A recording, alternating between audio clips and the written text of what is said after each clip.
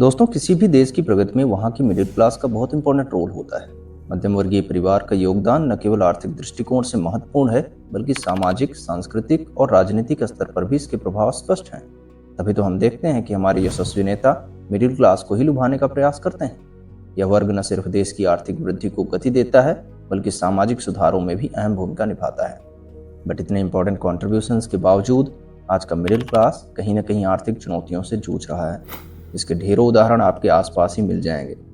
एक मध्यम वर्गीय परिवार, जिसमें एक से अधिक कमाने वाले भी हो सकते हैं, उसे अपनी पसंद की गाड़ी लेने या मकान बनाने में सालों साल लग जाते हैं। पैसे को लेकर उनके जीवन में हमेशा स्ट्रगल बना रहता है।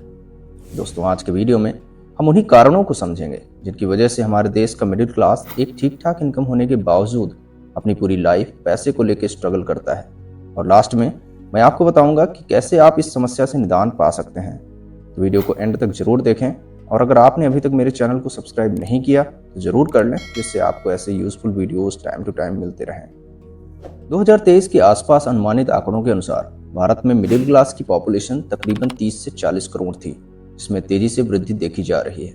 गरीबी रेखा से ऊपर आने वाला यह वर्ग कहीं न कहीं आर्थिक चुनौतियों से जूझता रहता है, जिसके मुख्य कारण आर्थिक असमानता, उच्च महंगाई, शिक्षा, स्वास्थ्य और नौकरी की असुरक्षा से जुड़ी समस्याएं हैं। आइए इनके बारे में विस्तार से जानते हैं। उच्च महंगाई और जीवन की लागत। अगर हम 1990 के दशक की तुलना करें तो उस समय 1 लाख रुपए सालाना आय वाले व्यक्ति को पर्याप्त माना जाता था। लेकिन आजकल एक ही सोर्स ऑफ इनकम में परिवार की जरूरतों को पूरा करना मुश्किल हो सकता है, क्योंकि महंगाई की दर लगातार बढ़ रही है। 2023 में भारतीय महंगाई दर लगभग 6% थी।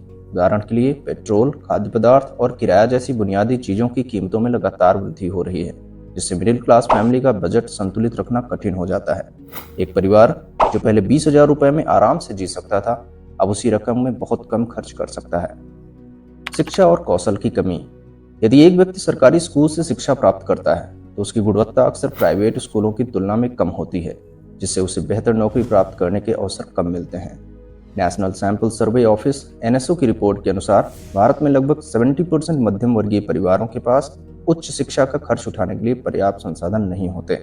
अधिकतर परिवार सरकारी शिक्षा प्रणाली पर निर्भर होते हैं, जो कि अधिकतर मामलों में नौकरी के लिए आवश्यक कौशल नहीं सिखाती। इससे रोजगार की संभावनाओं में कमी आती है। स्वास्थ्य सुविधाओं की कमी। एक गंभीर बीमारी का इलाज करने के लिए मिडिल क्लास फैमिली को भारी कर्ज लेना पड़ सकता है, जिससे उनका वित्तीय संकट और बढ़ जाता है। भारत में स्वास्थ्य देखभाल खर्च लगातार बढ़ रहा है। नेशनल हेल्थ सर्वे 2020 के अनुसार गरीब और मध्यम वर्गीय परिवारों के लिए अस्पताल में भर्ती होने पर औसत खर्च लगभग 40,000 रुपए तक हो सकता है।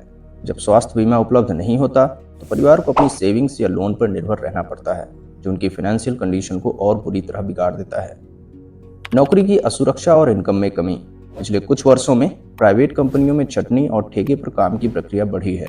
इस इनस्टेबिलिटी के कारण कई लोग अपनी नौकरी खो देते हैं, जिससे उनकी इनकम रुक जाती है। इंडिया स्किल्स रिपोर्ट 2023 के मुताबिक भारत में बेरोजगारी दर लगभग 8% रही है और नौकरियों के लिए प्रतिस्पर्धा भी बढ़ गई है। इस असुरक्षा के कारण मध्यम वर्गीय परिवार अपनी आर्थिक स्थिति को स्थिर बनाए रखने में संघर्ष करते हैं। टैक्स और सामाजिक सुरक्षा का अभाव। भारत के मिडिल क्लास लोग अक्सर इनकम टैक्स देने वाले होते हैं, लेकिन उन्हें सरकारी योजनाओं का पूरा लाभ नहीं मिलता। साथ ही अन्य देशों की तुलना में सामाजिक सुरक्षा जैसे पेंशन या स्वास्थ्य बीमा की योजनाएं यहाँ कम हैं। वर्ल्ड बैंक के अनुसार भारत में सामाजिक सुरक्षा प्रणाली का दायरा बहुत सीमित है और इसे सिर्फ 25 से 30% कार्यबल तक ही पहुंचाया जाता है। इसका मतलब है कि मध्यम वर्गीय परिवारों को वित्तीय संकट में सरकारी सहायता नहीं मिलती, जिससे वे और अधिक परेशानियों से घिर जाते हैं। अब यहाँ पे जरूरी ये हो जाता है कि आपको यह मालूम हो कि आर्थिक संकट का सामना कैसे करना है और कैसे आप इस समस्या से निदान पा सकते हैं। इसके लिए सबसे पहले आपको एक स्मार्ट बजट बनाना होगा। मिडिल क्लास परिवारों को अपनी इनकम और खर्चों का सही तरीके से बजट बनाना चाहिए। जरूरी खर्चों को प्राथमिकता दें और गैर जरूरी खर्चों को कम करें। कई लोग ऑनलाइन शॉपिंग या महंगे ब्रांड्स के पीछे खर्च करते हैं, लेकिन यह शॉर्ट इंटरवल में ही फायदेमंद हो सकता है। परिवार को स्मार्ट खर्च करने की आदत डालनी चाहिए। शिक्षा और कौशल विकास। शिक्षा के महत्व को समझते हुए सरकारी स्कूलों के अलावा सस्ते ऑनलाइन कोर्स या वर्कशॉप्स का उपयोग करें, ताकि बच्चे और युवा बेहतर नौकरी के लिए तैयार हो सकें। ट्यूटोरियल वेबसाइट्स पर सस्ते या फ्री कोर्स उपलब्ध हैं, जो कौशल को बेहतर बनाने में मदद कर सकते हैं। स्वास्थ्य सुरक्षा। स्वास्थ्य बीमा योजना पर विचार करें, क्योंकि आकस्मिक चिकित्सा खर्चों से बचने के लिए यह जरूरी हो सकता है।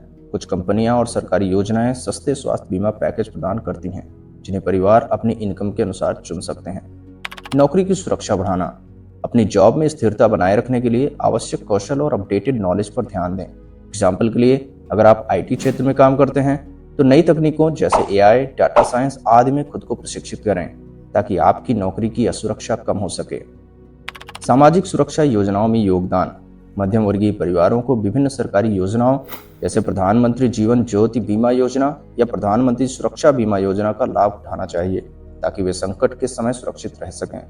दोस्तों, भारत में मध्यम वर्गीय गरीबी का मुख्य कारण इनकम और खर्चे के बीच असंतुलन है, जिसमें शिक्षा, स्वास्थ्य और नौकरी की असुरक्षा जैसे कई पहलू शामिल हैं।